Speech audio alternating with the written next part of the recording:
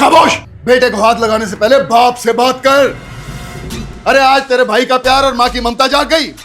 तब ये ममता कहाँ गई थी जब तुम्हारी बेटी मेरे बेटे के साथ बैठकर मोटरसाइकिल पे पूरे शहर के चक्कर लगा रही थी, फिल्में देखने जा रही थी, पार्कों में घूम रही थी। मेरा बेटा मेरा गुरूर है। मेरे घर में आए हो तो मेरे मेहमान हो।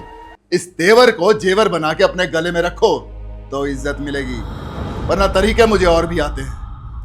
अरे पूछिए इससे क्या किया है इसने? हमारी बहन पे हाथ डाला है। आज पता चलेगा किसी के घर पे नजर डालने का हश्र क्या होता है। आवाज नीचे। पहले भी समझाया कि आवाज नीची करके बात करो।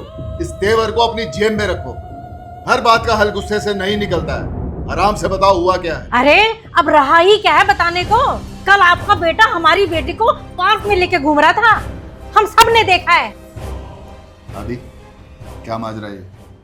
मैं इनकी बेटी से प्यार करता हूँ, और अब से नहीं, पिछले 3 साल से। हम लोग कॉलेज से एक साथ में हैं, और मैंने कोई जोर जबरदस्ती से इनकी बेटी या फिर इन लोगों की बहन के साथ घूमना शुरू नहीं किया। वो भी प्यार करती है मुझे, और हमारा प्यार बिल्कुल पवित्र है, बिल्कुल साफ है। और ऐसा नहीं है कि मैंने इनकी बेटी या इनकी बहन के साथ जोर जबरदस्ती की है, और नेहा ने भी मेरे साथ कोई भी जोर जबरदस्ती नहीं की है। ये बात सही है कि हम लोग बाइक पे घूमते हैं, पार्क में जाते हैं, मूवी देखते हैं, लेकिन पापा मैंने कितनी बार नेहा को बोला कि एक बार अपनी मम्मी से बात करो, और जब उसने इन लोगों से बात किया तो इन लोगों ने बहुत पिटाई की उसकी, बहुत मारा उसको। इसीलिए वो कल बोल रही थी मिलने के लिए, इसीलिए हम लोग पार्क में मिले थे कल। सुन लिया आप लोगों ने? यह तो थी मेरे बेटे की कहानी, और अपनी बेटी की कहानी आप लोग सुन चुके हैं। मार पिटाई करना किसी काम का हल नहीं है।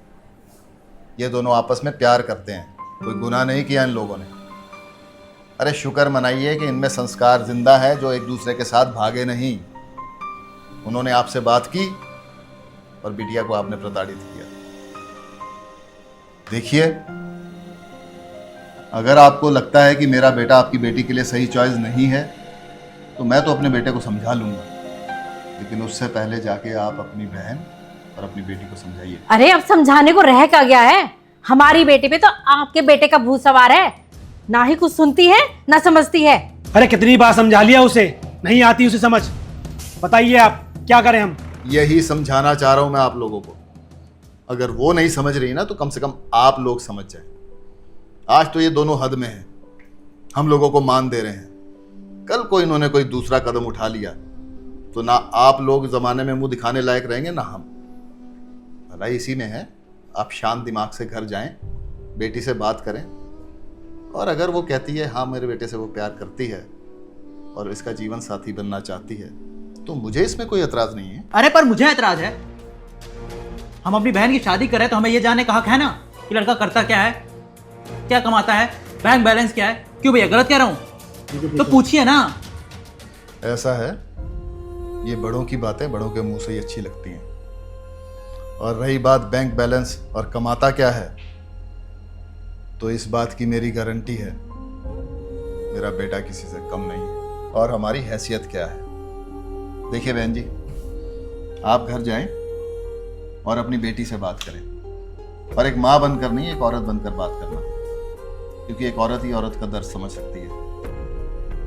देखिए, अब आपके घर की इज्जत हमारे घर की इज्जत है, और मेरे घर के दरवाजे आपके लिए हमेशा खुले हैं।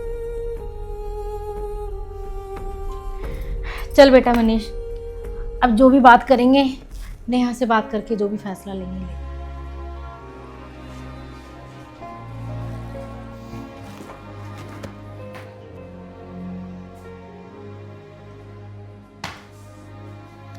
तू चिंता ना कर, तेरा बाप अभी जिंदा है, पर मुझे पता है मेरा बेटा कभी किसी के साथ कुछ गलत नहीं कर सकता। वो अपने बाप का सर कभी झुकने नहीं देगा।